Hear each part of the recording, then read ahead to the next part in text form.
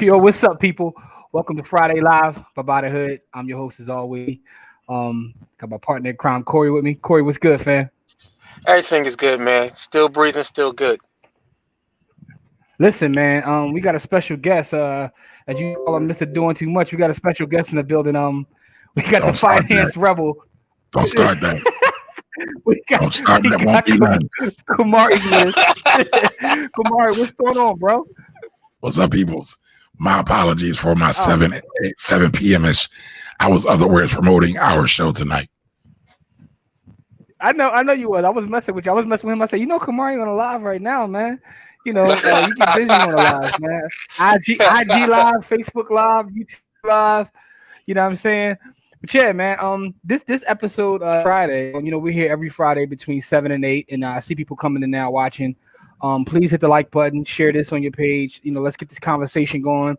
We like to talk about investing, business, and just talk about what we have going on, but talk about specific topics that we think are relevant. We're here for about an hour. Wanted to bring our brother Camari on because he dropped a dope YouTube video today. And go check out his YouTube video, the Finance Rebel channel. What's your is it youtube.com? What's your backslash, Camari? YouTube.com / Camari Ellis. It's Camari Ellis is your name. Okay, yeah. So it's Camari Ellis. I call it the Finance Rebel channel. I didn't know what your URL was, but it was a video talking about his investing in Ford. He's very transparent about his investment in Ford. And before y'all start slandering Ford, he says it's a long-term play. But one of the things that I found interesting about his talk was the overall conversation of having a boring portfolio, because that's something we were talking about already, about this boring portfolio. And the conversation with me and Corey actually started last week on this live when Corey was asking me about a company, and I'm like, yo, I'm not familiar with, I forgot what company it was, Corey, but you said, yo, they make like prosthetics. And I started laughing. I'm like, a Striker, that's what it is. I'm like, you looking up a company to make prosthetics? And then we got into the conversation about the boring portfolio. Everybody wants to have these fly companies, these tech companies that are on the front page of the paper, but it's a lot of money if you can find good companies that are just, quote unquote, boring companies. Before we get into the main topic though, I do got to ask you, Corey, what you got going on, man, in this investment world? What you doing right now, man? I'm making money on Apple, losing money on Visa, man. Visa is in this holding pattern, and I've been getting stomped out on their pattern. I've been getting IV crushed on Visa this week, so I lost on 4 different Visa contracts. But Apple made up for all those losses and some, and Microsoft, because I'm used to trading Microsoft, so I hit Microsoft in the head every day, reminding me I gotta call TD Ameritrade, and because I got flagged as a pattern day trader again, so I gotta call them again and to unflag me. Free Corey. Listen, what kind of Apple contract are you sitting on? I'm sitting how on far you go? I'm sitting. It's for next Friday, so it's for 8-7. But I got it out at $5. I mean 500 call. Okay. 500 so it's for a call. next Okay. week. Oh yeah. I put that joint in this morning when Apple was taking a dump, and that joint is up a nice percentage. Apple took a dump this morning, so as soon as I seen it take a dump, I grabbed some contracts, and then because Visa was treating me so bad. Because listen, I normally don't trade Apple because I'm not familiar with it. But what I saw from yesterday, I said, listen, if I lose, then I deserve to lose because everybody's eating off this contract. So I grabbed a 500 call. I grabbed a couple of them joints to make up for my Visa losses this week. And so I'm sitting on about 350% right now. And I still ain't come out of that joint because I think it's going to run extra heavy. See that? You hear this, Camari? He up 350%, and he be eating on long enough, man. Stop being greedy. You know what happens, man. Not saying that's gonna happen because they're gonna. Hey man, you gotta get it while it's hot though. I ain't mad at it. Hey, I'm letting that joint sit. What they say, let your runners run and cut your losers. So I ain't mad at it. No, man. Sometimes, man, you gotta cut your winners too, man. Like I got a trailing stop on that joint, so I'm not gonna lose. Okay. But all right. I might not win. I might not win as big as I'm winning now, but I definitely got a trailing stop on that joint. I'm going to win. Okay, here's my thing, man. I got so many horror stories about like just being greedy, man. Whereas now I have a system. When I get to a certain percentage, I'm going. I don't even care. Like if my analysis says it's going to go further, I just got to stick to the system because that's the only way I know how to kind of mitigate the risk when it comes to options trading. If I go up 25, I'm out. So you'll never see me with a screenshot like, yo, I made 6,000% because I would have been out 5,000% ago. Like I'm never going to have one of those. But at the same time, I'm very disciplined when it comes on the other side too. If it starts going down 25, I'm out too. So that's just what helps me personally. Camari, I know that you said that recently, you still on your thing. That's what your video was about. Any other companies that you're looking at right now long term? Long term, I got a couple boring plays. I believe it or not, I'm looking at Boeing right now. I haven't pulled the trigger on it, but I'm looking at it. I'm looking at it. It ain't sexy. It's predicated on, obviously airliners and defense buying stuff, but we're not always going to be down. So who's going to get those contractors when they figure it all out? But I mean, when you go back and you look at it, all right, yeah, it's up over like $60 since March. It's crazy. Yeah. And me, my boy, well, my play is like I've been reporting for the last several weeks is MGK, my ETF, my favorite ETF. I copped some more MGK and I copped some more silver too. So I'm in my metals bag right now. So got a couple more pieces of silver and MGK. But let's get to these comments. We got, let's see, Jose always checking in with us. Jose, what's up, brother? How you? Yo, what's going on, Jose? You got the brother Don in the building. You Don. Yes, sir. Don said, "What's good, people?" What's up? Don has a comment. He says, "Don says, boring is where the money is." Yep. Yeah, he ain't never lied. Like a lot of money there. I mean, I love the comment Warren Buffett says. He likes companies a monkey can run. He also says he likes companies. he likes companies a piece of bologna can run too. Yo, Jose says, check out UI. He was found on his R2000 report after he joined the Abacus, shot everybody in the Abacus. Let's see. So UI, I'm not familiar with UI. Corey, you familiar with UI, that ticker? No, I'm not. How about you, Camari? Either one of y'all familiar with UI? I'm not familiar with that either. Yeah, I'm not familiar with that. We gotta look that up. UI. I'm about to get look it up. Yeah, let's look that up real quick. We got another comment on YouTube. You know what I'm saying? Port City Trading. Silver, I see you play. Yeah, I'm out here, man. I'm getting my stack up, man. That's my man Fred with the cheese. That's my young boy Fred with the cheese. Shout out to Fred with the cheese checking in from Canada, man. He was just on our most recent episode of our podcast, man. That's his YouTube channel there, Port City Trading Desk. Crypto trader, real estate investor, precious metals, and the young man is 24 years old, putting in work, man. So salute to you, Fred. But yeah, he ain't playing no games out here, Kamar. He putting in work, man. But yeah, UI. So one of y'all look up UI. Let me know what UI is. Jose, if you still watching, let us know what UI is. I'm not familiar with that body of work. Oh, he said it's a semiconductor company. Yeah, it's at 185.30 right now. Yeah, semiconductor company up over 100% from his first purchase. That's dope. Kahan checking in with us. Kahan, what's good? Yeah, what's going on? Yeah, I see Kahan. Well, I'll see you Sunday, good brother. Kahan is in our investment group. So I'll be talking to him on Sunday. Other brother Malik Carter, you know what I mean, from the Black Wealth Project checking in. PC. Malik, man. MGK, man. MGK is coming soon, man. Listen though, man. This is the topic at hand, man, which is boring portfolios. So boring companies, right? So one of the things that I learned from talking to people who are just getting in the game, they're always looking for, as we call them, lottery tickets. But even outside of that, people like to be invested in companies that are the it company. You know what I mean? Like I put up a meme this week that was like, all y'all people that are looking at Kodak now, y'all was just looking at, Tesla last week. Y'all just go from one thing to the other, but not understanding how to build a long-term portfolio or the power in building a long-term portfolio. Before we start talking about specific companies, I do want to say that this is not investment advice. This is for education and entertainment purposes only.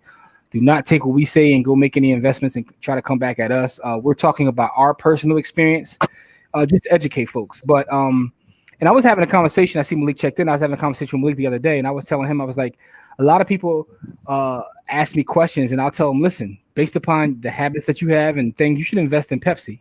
And they don't even want to hear that. And I'm like, yo, there's several people I told to invest in Pepsi 20 something years ago, and they just never did. And I'm like, yo, you'd have made a ton of money, but it's not sexy enough. It's not sexy to say. Sexy to me. Pepsi sexy to me. Pepsi sexy to me. He said sexy to you. I mean, everybody got their own taste, man. But the people I talk to when it comes to sexy, and that's probably because it's what's dominating right now, is always a tech company.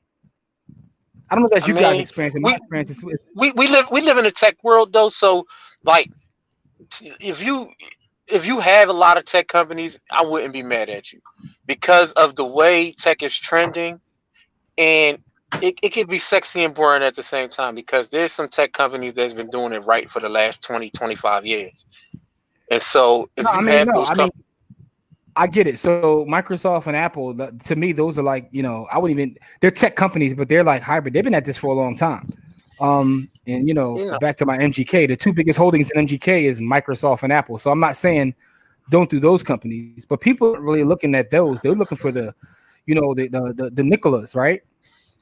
That to me was the funniest thing I've ever seen when that ran up and everybody's jumping on that wave. I'm like, yo, they haven't sold one car yet. They literally didn't sell one car. Everybody likes that hydrogen. They like that hydrogen technology, so they want to jump on the hydrogen technology that's running those trucks because they think that's the future. Mm-hmm. That they're going to be able to compete against Tesla, and they're not even really in competition with Tesla. It's totally different. Yeah, Tesla is doing something totally different, though. See, everybody think. I sent you an article about 3 months ago that told you that Tesla is not even competing with car companies. They're competing with energy companies. Right.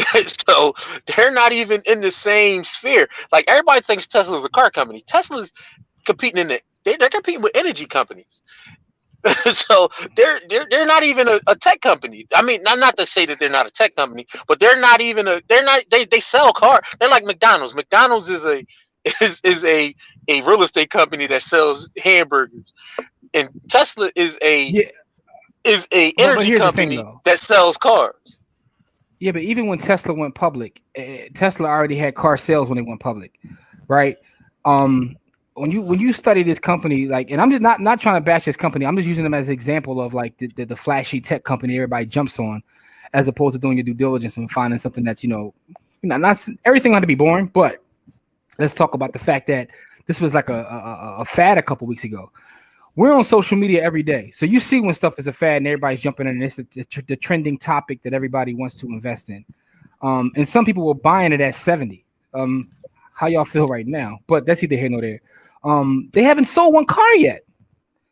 But meanwhile, the CEO of the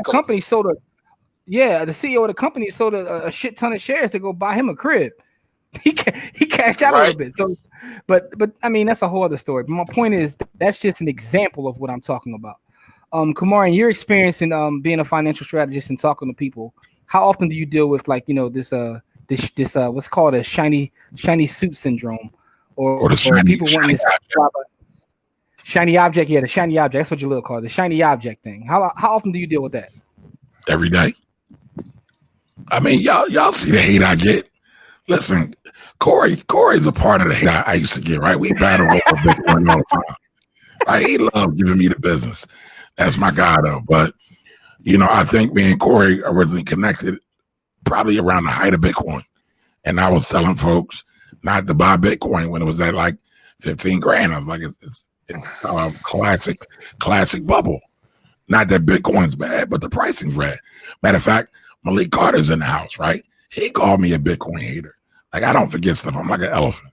So, and so all of this following this shiny stuff, these shiny objects, and nobody really has a true grasp of what their investment philosophy is and what their objective is or what their time horizon is. And they're just following the herd to do it. But I guess that's why I'm the finance rebel, because I'm naturally a contrarian. So I get it. I'm the nerd. Yeah, I mean, you could say Bitcoin's pricing is bad. Is right back where it was at though. Like Bitcoin has. But listen, man, Bitcoin has a. Come on, we gotta bring the truth. No, listen to this. Listen to this. Oh, let's go. It's not about the highs. It's about the lows. The bottom price in Bitcoin has gone up every year. And so what that tells you is if the bottom price is going up every year, that it's a good investment. It's not about the top price. It's about the bottom price. I think y'all talking about two different things, though. I think y'all talking about two different things because what he said was people buying at 15 is bad. Like, so you can have a great investment and have a bad price on it, right? So I can have a great piece of property, but if someone's charging me $100,000 more than it's worth, then I don't want it. So those same people that bought at 15 could have went and bought the beginning of this year at 3. Now, granted, you can't really time the market, but if I bought when it was 20, I'm pissed right now. I don't care that it's 11 if I bought when it's at 20. You know what I mean? So it's a difference between being a good investment. So we have what's a good investment and what's what's a good investment versus what's a good price. Those are two different things. I think you're saying it's a good investment, Corey. What he's saying is that pricing was bad. Right. Like I said, there's nothing wrong with Bitcoin, right? But you got to be able to identify when you're in a bubble. And most of these folks shouldn't be investing in the first place. But who am I to tell them that? Well, I mean, that's a whole other story that I want to comment about real quick. That's want to put a couple comments up. Don says, "Yeah, due to that great story, truly motivating." He's talking about Fred with the Cheese, who's on our newest podcast. Definitely was motivating.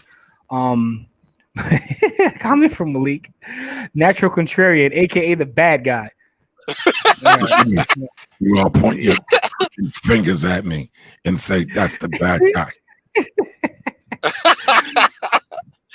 No, but let's talk about that though, right? So no matter what kind of asset we're talking about, we could be talking about a bond, we could be talking about a stock, we could be talking about a property. There's a difference between being a good investment and having good pricing, right? Because sometimes you can have a great investment, but if you got in at the wrong time. Okay, so we got a question real quick. Shout out to my bro Rico Carl Johnson. I see him in the building. He said, "What do you mean the bubble? Can you explain what you mean by the bubble?" Kamar? What Bitcoin? What Bitcoin is? Yeah, I know what you mean, but just in general, you said that's like what is a bubble? What is a classic bubble? A classic bubble is when price runs up and it's not really fueled by anything. Basically, it's all cap. There's been a lot of classic bubbles over the years. .com. Yeah, .com, 08, the tulip bubble. They're all great examples of what happens when the price just runs. There's nothing behind it. For example, Enron ran up. There was no real profit behind it. There was no real revenue behind it, or there was all fake revenue behind it. And it eventually burst and it fell. And a lot of people lost bread and they never got it back. Yeah. So basically, a bubble was when things, the idea is it's going to burst eventually. So It's not based on anything, but it runs up in price. And it's called a bubble because eventually that bubble will burst. And when it bursts, things will go back to where they should be. And like you just said, there's been several bubbles. The real estate bubble in 08 because property values are just getting, going too high through the roof. And there was nothing really to kind of back that up. So that's what he meant by a bubble. You know what I'm saying? So, yeah. So he says, got you. Yeah, pretty much. Yeah. So, Corey, now I know you said you sound like you wanted to fight back a little bit about that. The whole idea of the shiny object thing, right? What's your opinion? My whole thing is about time horizon. It wasn't like my thing is even if you buy it at a bad price, if it's a good investment and you got the right time horizon, you're still gonna get value out of it, and you might not get the same value someone else got out of it. But even if you buy a bad price for a good investment, you should still get the investment. Like, especially if your time horizon is a long one. Now, if you have a short time horizon and being down a couple dollars scare you, then no, don't do it. But if you got a long time horizon, if in your example where you said with the house, if you paid $100,000 over price, if I'm gonna keep it forever, it doesn't matter because I'm going to get all that money back and my kids going to eat off of it. So I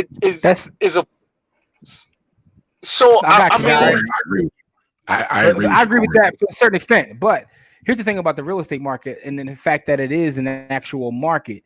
So it's all about opportunity cost as well. If I could have took those same resources and allocated them somewhere else where I wouldn't have to make up that $100,000 right away, and I could have been cash flowing right away. Very true. Very true. It's about taking money and making it. Yeah.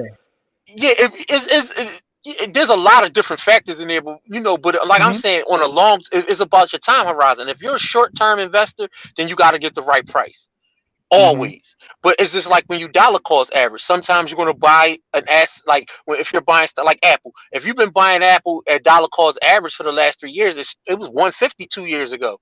And if you've been dollar cost averaging and you buying some every week, this week you buying them at 450. You see what I'm saying? So it's about your time horizon on whatever asset that you have. So I'm all about the. Go ahead, Camari. So I agree with that, Corey. But let me ask you a question. I want you to keep it funky with me. How many of these people that were buying Bitcoin back in 2017 truly understood what their time horizon was? None of them. So that makes it a classic bubble, right? So these assets that they're buying, they don't even understand them. They're just doing it because it's the fad. But if they held them, they'll be fine.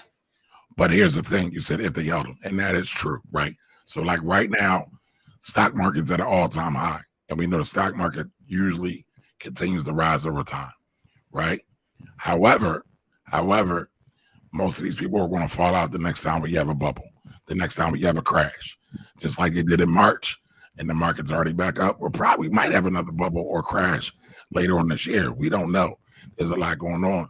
But at the end of the day, a lot of these people are going to lose money because they don't understand the basics. And that's why I always try to stick to the basics. Yeah, I got you. Because to me, this gets into one of the great topics when it comes to personal finance, which is like the psychology that's involved in it, and like behavioral finance and the studies in behavioral finance. Because it's easy to say just hold things, right? But I've been investing for a couple decades at this point, and I remember vividly, like in during like 2001, when stuff was shooting down and cash was down 70%, and they was like, "Yo, I'm out," and I'm sitting there like, "Yo, buy and hold." And like, look, it's easy to say that right now, right? When everything is on a like bull market, but when you're down 70%, that emotion takes over, like. That's the part no one really talks about, is the fact that can you sit there and look at your account go down 70% and not want to just get out and like hold cash? Most people can't.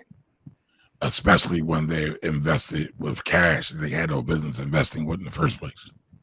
And that's part of it too, right? And that's why the fundamentals are important. The fundamentals that I speak about or that I'm thinking about is in terms of paying off debt, having an emergency fund, like doing your due diligence.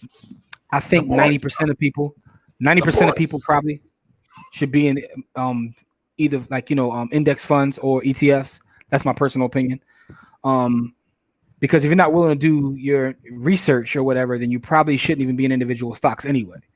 But Jimmy, you know that's boring, right? You said what? You know that's all boring, right? That's the point, and that's the point of this. That's the point of this episode. The boring things, right? The boring things. Because the fact of the matter is, what this really boils down to, this conversation is, investing is more about discipline than anything else. Would you agree with that, Camari and Corey? I agree with that 1,000%. Absolutely.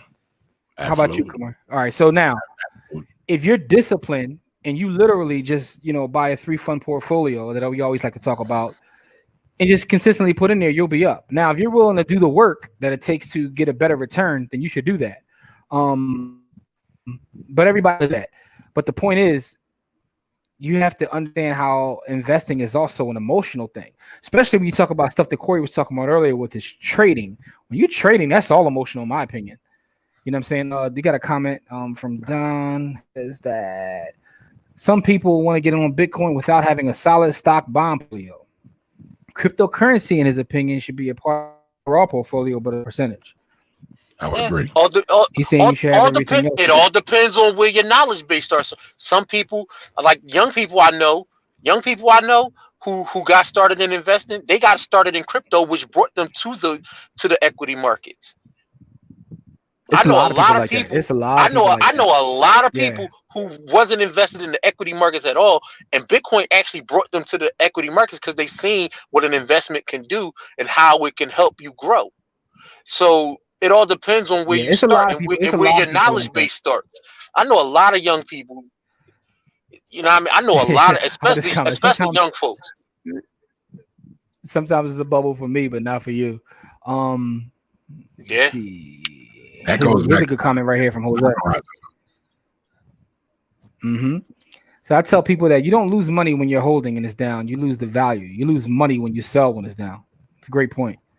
Great point. All the facts.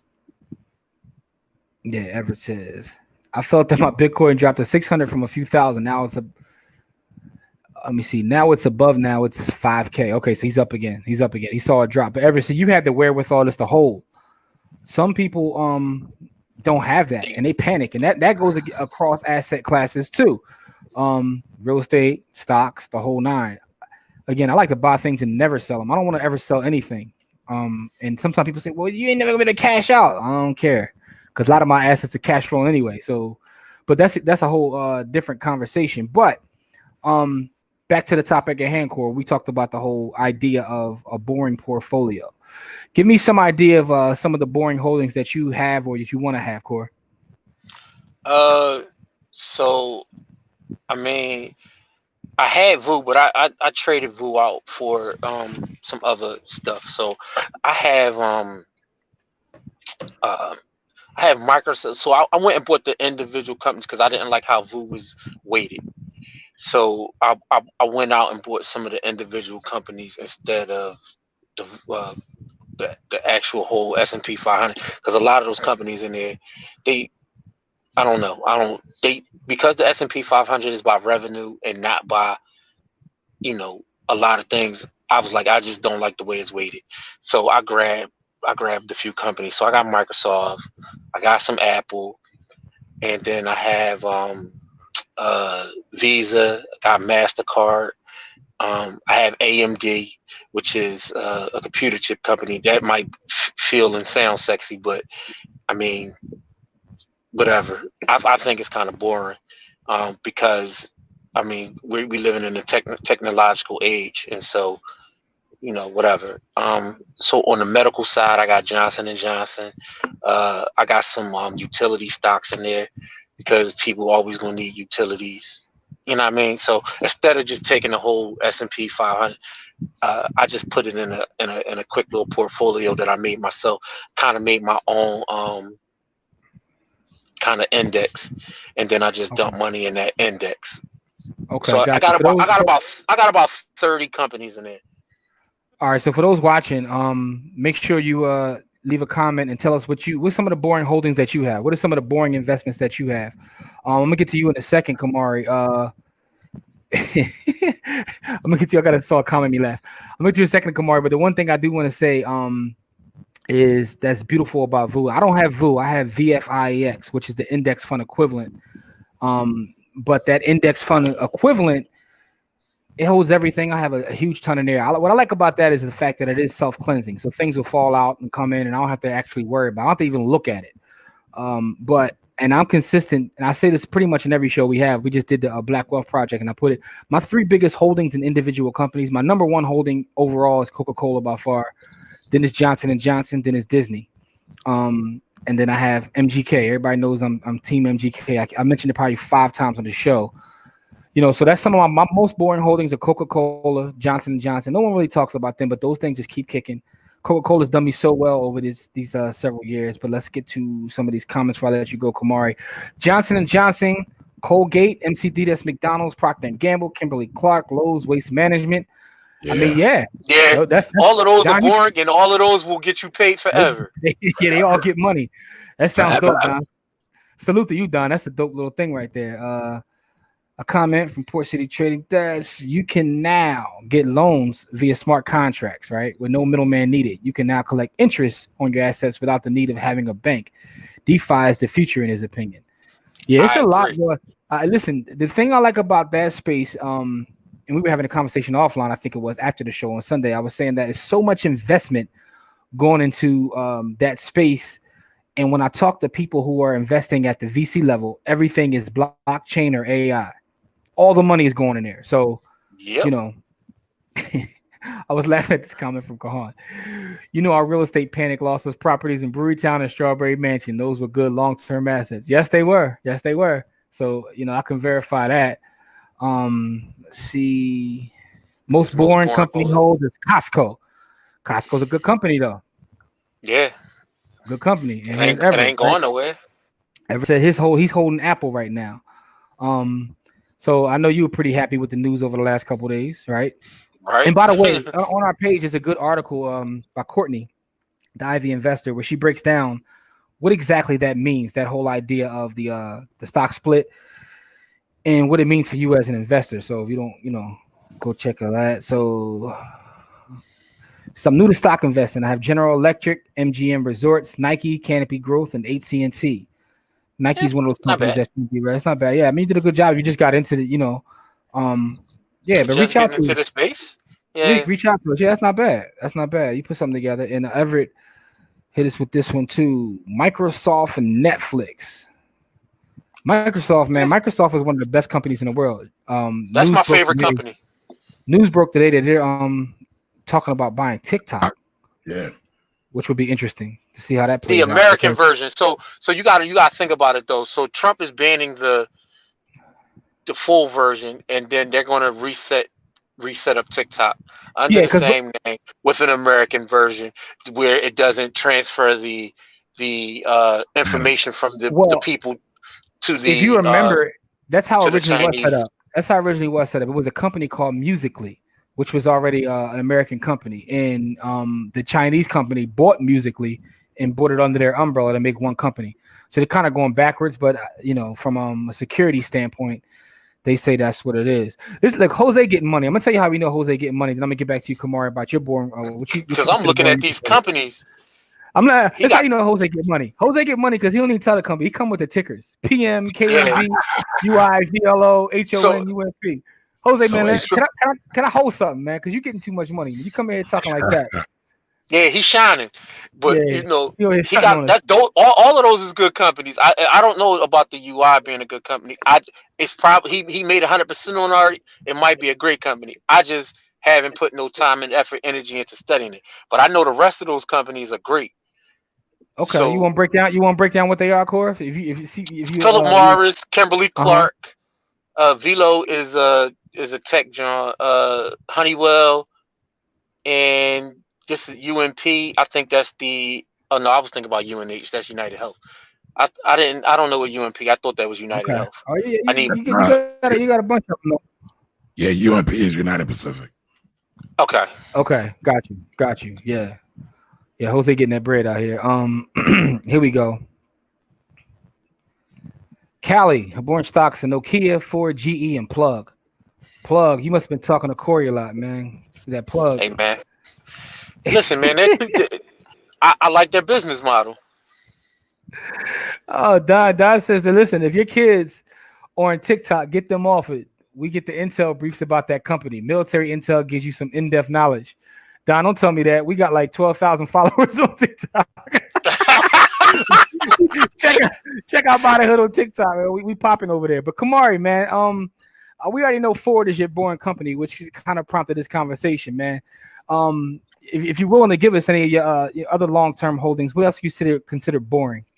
I mean, some of the ones that were mentioned already, right? Procter & Gamble. I think people sleep on Procter & Gamble. Every one of their brands is a freaking billion-dollar brand. They're not going anywhere no time soon. Starbucks is another one that's boring, not boring. They're killing China right now. Once the U.S. reopens heavy, I think they'll get fully back into the swing of things. There was a couple that I saw. Kimberly Clark, like that's another sleepy one that people be sleeping on. Yeah, they got a bunch of billion-dollar brands too. Yeah, they got a gang of billion-dollar brands. Exactly. And Jimmy, I was going to ask you, who do you like better, Coke or Pepsi?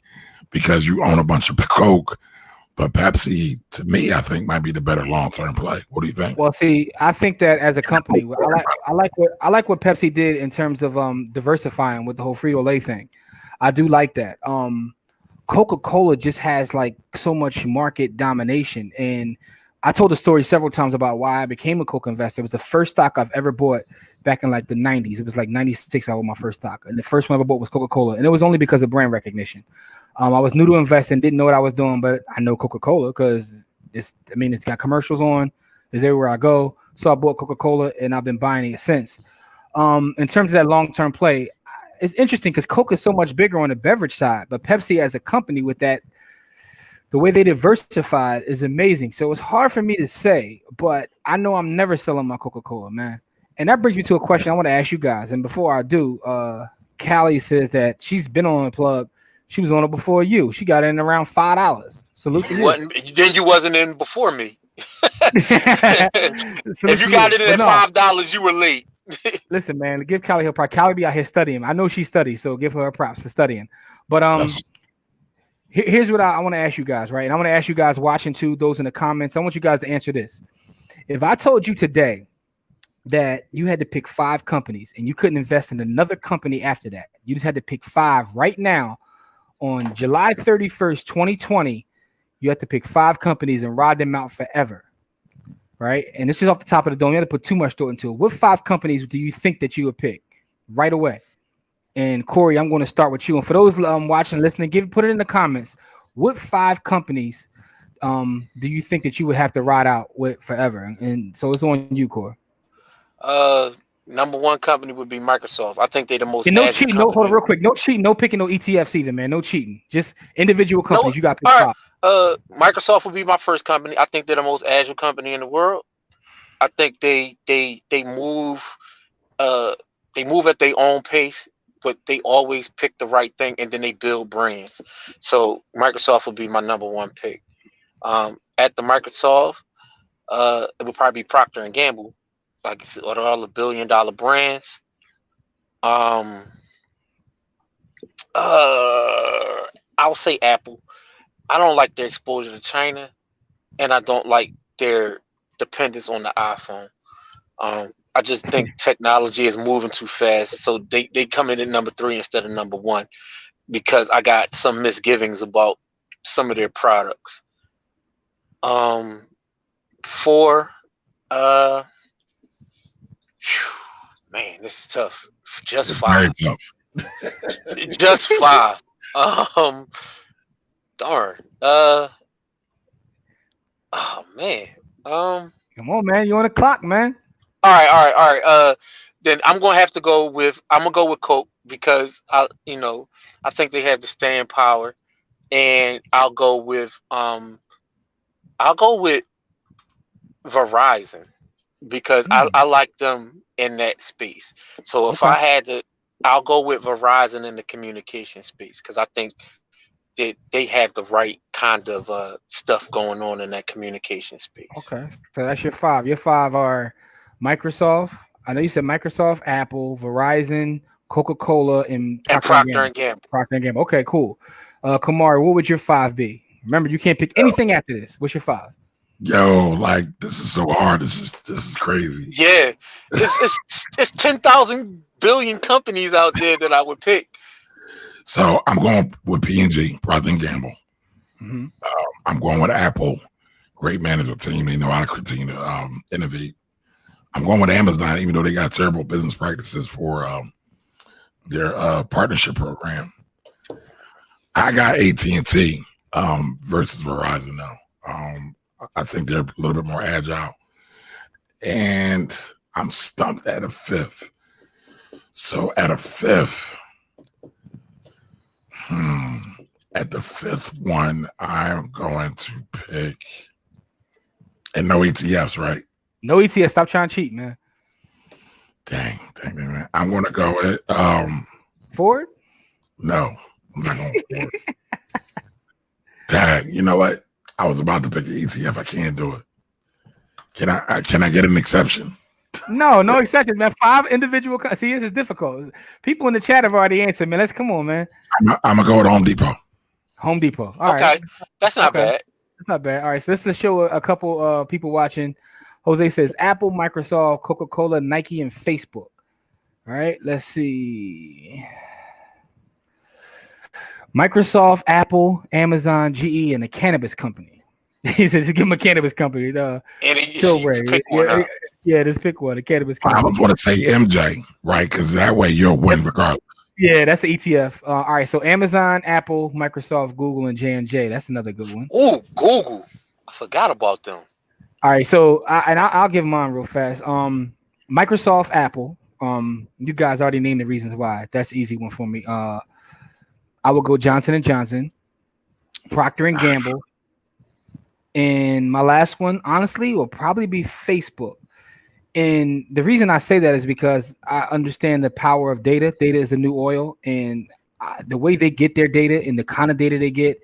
And as someone that runs ads, right? So you talk about running ads on Google versus Facebook. Facebook is probably like, it's just amazing. And it's just based upon the amount of data that they have. And the fact is, we get on here every day and give them our data. So, and they dominate an entire space to the point where they can test things on all these platforms, the Instagrams, and so I think they're going to be around forever. So mine will probably be Facebook for that reason.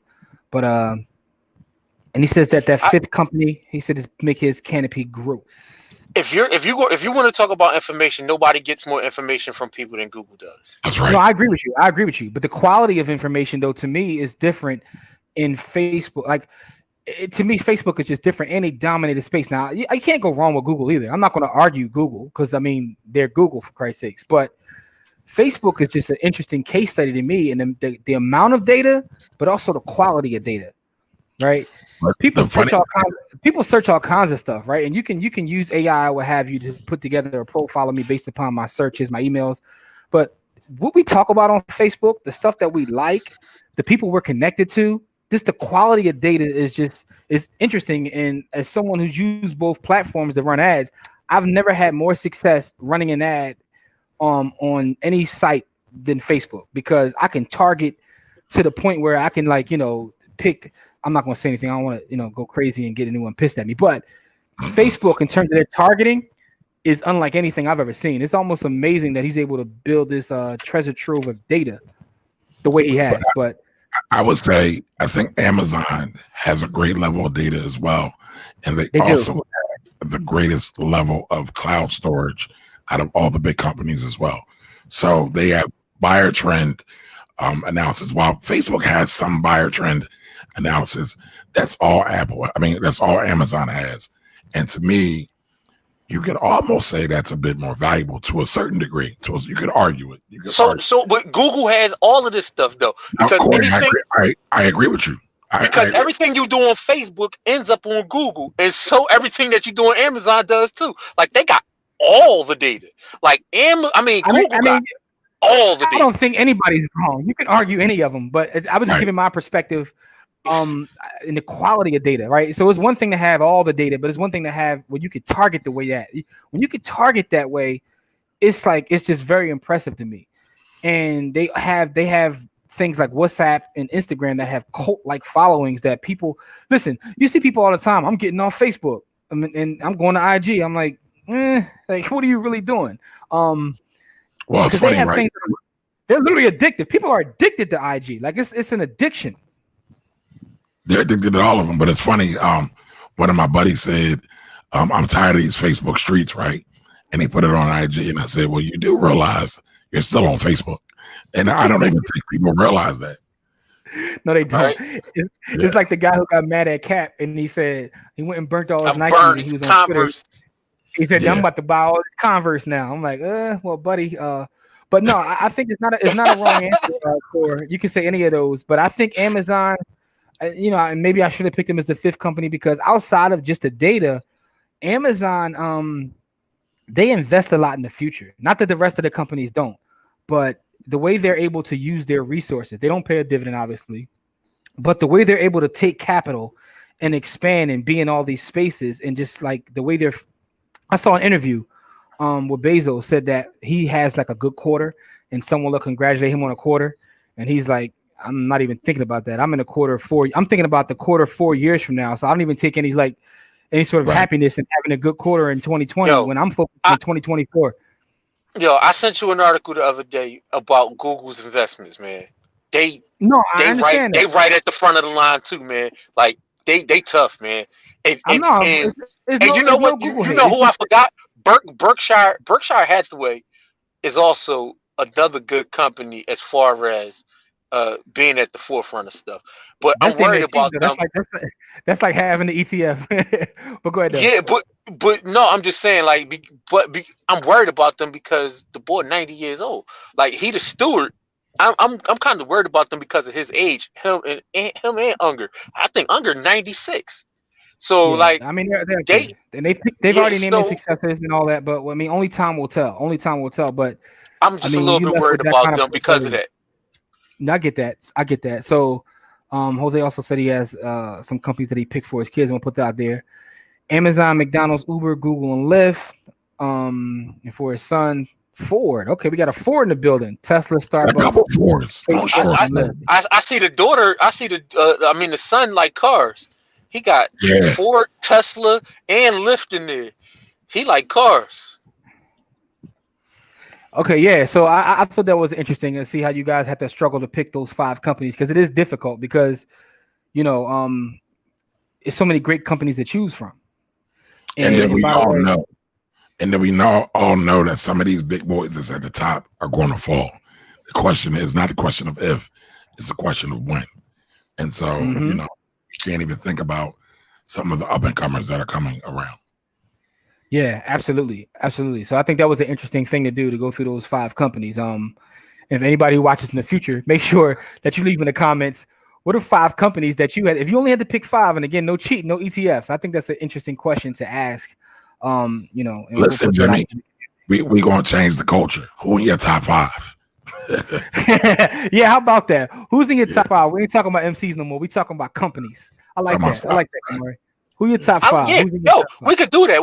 I think we should do that every week. We should do a top 5. We should ask people their top 5. Dead or alive. So you may dead or alive. You want to bring up Sears, Kmart? Who's your top 5? Who's your top 5 dead or alive, man? Yeah, man. No, but I think this is an interesting conversation, right? Because some of the boring companies you can get wealthy off of. Let's just face it. You can literally get wealthy off of buying boring companies, but the fact is different when you buy the boring company as opposed to coming online and saying, "Yo, I had Tesla at this," because that's a lot of times people are invested for the wrong reasons, and that's a conversation right there too. I mean, would you agree with that, you guys? Yo, for sure. Like for me, when I'm looking at companies, I'm looking at right now, and then I'm looking at how agile they are in the marketplace, right? So any company that don't adjust, I don't really like those kind of companies. Like if they got a wide moat, it ain't gonna be wide for long if you don't make no adjustments. I watched too many companies get Netflixed out with a wide moat. You know what I mean? Like Blockbuster had the widest moat in the world. There was a Blockbuster on every corner in Philly when I was a young boy. And 5 years later. Do me a favor, Corey, because you use a lot of terms right there. And for those who may not know, when you say a company is agile, explain that for one, and also explain what you mean by a moat. So economic moat means that they have a big market share. They own a great percentage of the market. And what was the other term you said? Ask me to when you describe a company as being agile. So agile means that they're buying products or they're creating products that future generations are going to want and need, right? So like Blockbuster, right? Blockbuster had it on lockdown, right? They were the thing. They had like 8,000 stores, and then Netflix came along and started selling it online, and Blockbuster didn't change, and their market share went from like 80% to 0%, right? Yeah. So it's impossible. It's not impossible for some of these big companies to get crunched. That's why I had some misgivings about Apple, because they creating an ecosystem, like because their ecosystem says you have to do everything and come to Apple. I got a few misgivings about that, but they're so well run that I had to put them in my top 5. You know what I mean? Like I feel weird not doing. But I think that's something that you could put as a strike against, but I think it's also a positive too. And by the way, like if I define moat, because moat could be economic, but it doesn't have to necessarily be like economic too. It's like whatever gives you a competitive advantage in the market space. That's what I'm saying. It gives you the market share and the market advantage. Yeah. So like Apple, they have a what I consider a moat too. Is just the fact that their brand is when you think of their brand, you think of quality. And one of the things you said earlier, which I found interesting, you was like they're too reliant on the iPhone. Like that's true, but at the same time, if I'm going to be relying on the device that most people want and most people associate with quality, let me be tied to that as much as possible. No. But it's funny, right? Apple has increased their servicing offerings as well, because I think in the reports, iPhones did 26 billion. I think they did 13 billion in services though. So yeah. I mean, so people was home more. Yeah. Them buds, they cooking with them buds, boy. Yeah, them earbuds is cooking like fish grease, and the Beats, because they own Beats too. So and to this point about the services, Apple TV, Apple Music, so they're making moves, but it's just that I understand what you mean. They have their ecosystem, but that's the thing about having an ecosystem. When you get so many people into your ecosystem, it's hard to get out of the ecosystem. I'm not that I'm not a fan. It's just it gives me a little cause for pause because of their exposure. I get you. It just gives me a little bit of a cause for pause. But here's a funny thing: Microsoft has just as much of an ecosystem too. It's just not branded as such, right? You really can't swap, mix and match Apple with PC or Apple with Windows. And I know the different companies right there, right? If you go PC route, you might have Dell, HP, and everybody else, but it's still an ecosystem. It is, but they allow a broader amount of things to come into their ecosystem than Apple does. Now. And true. the thing is, I mean, it could change. That could change. Yeah, that goes back to your first word, agile, right? It's because they have 2 new devices supposed to be hitting before December. And they're foldable devices. One is a phone and one is a tablet. Like, so that should be interesting. And they put a lot of money behind that. A couple things from the chat. Kahan says, any updates on the boot camp? So we're working on that now, Kahan. I actually have a couple things to do about that this weekend. We're looking sometime in the middle of August to have it started.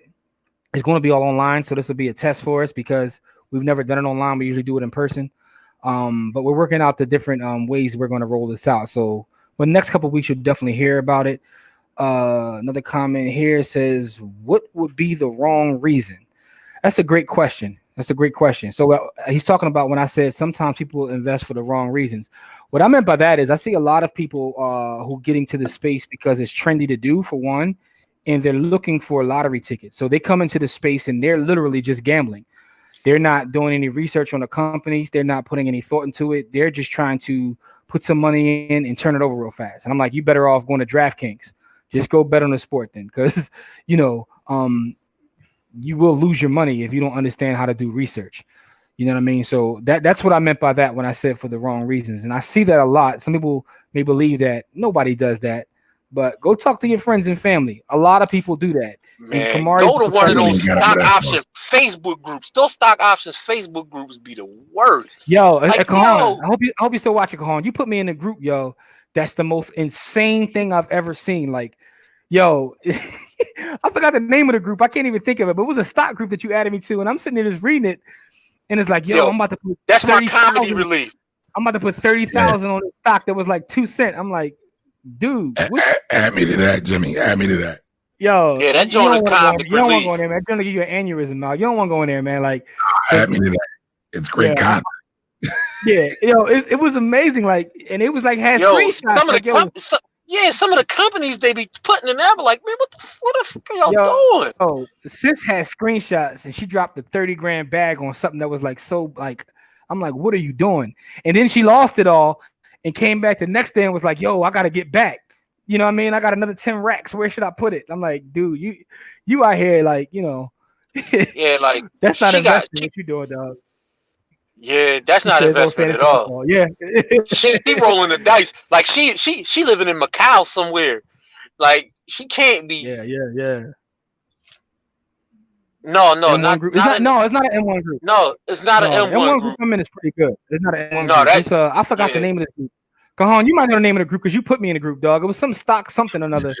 Yeah, he put me. I know that group because that's the one I'm talking about. That joint is pure comedy. I don't even comment in that joint because I don't even want my name associated with it. But I do look in there for comedic purposes.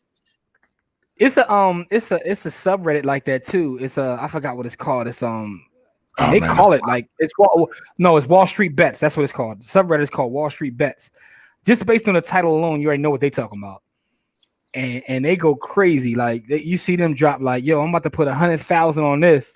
And then they be ready to like murk themselves when they lose all their money. Like, yo, my dad's going to kill me. I'm going to kill myself first. I'm like, dude, what are y'all doing on here? But what's funny to me, right?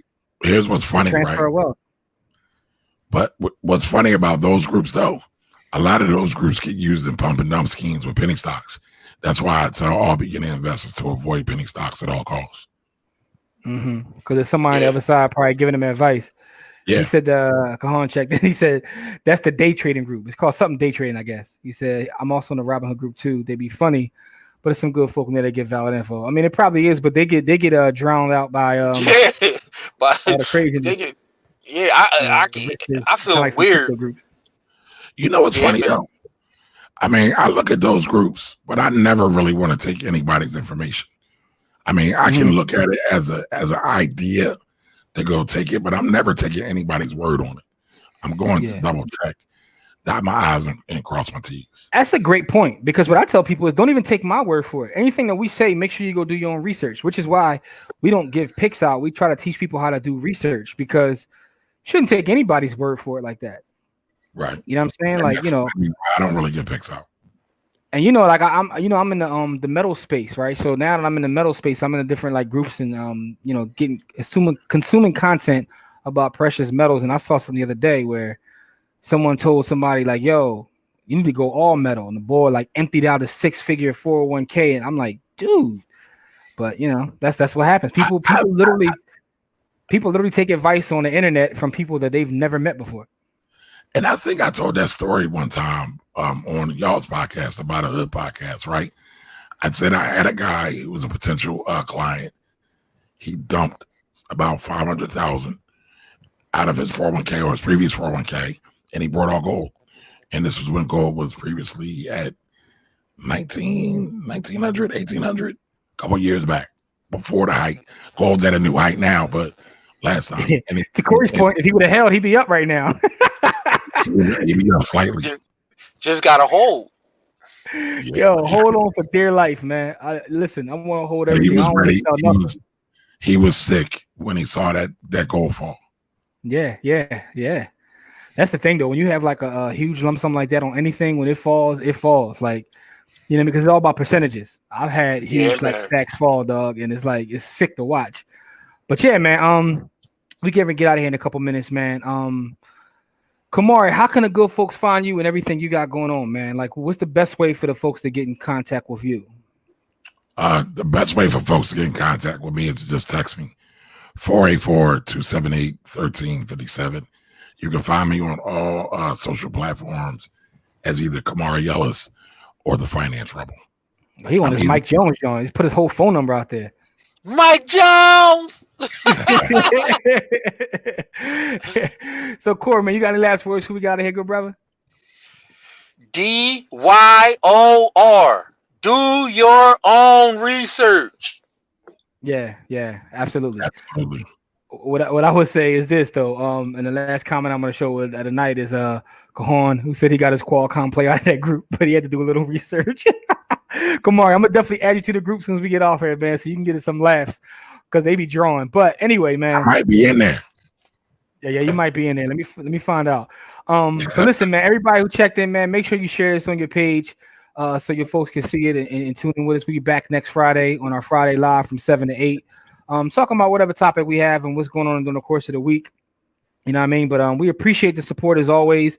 Make sure you check us out this Wednesday on the Buy the Hood podcast. We got another investor coming on, Brother Ed, who's out of Houston.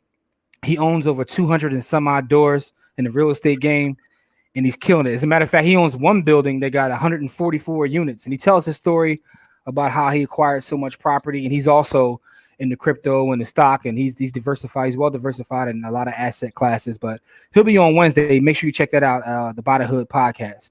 So I just want to say, everybody, we appreciate the support as always. Thank you, and we'll see y'all next week. Peace. See you.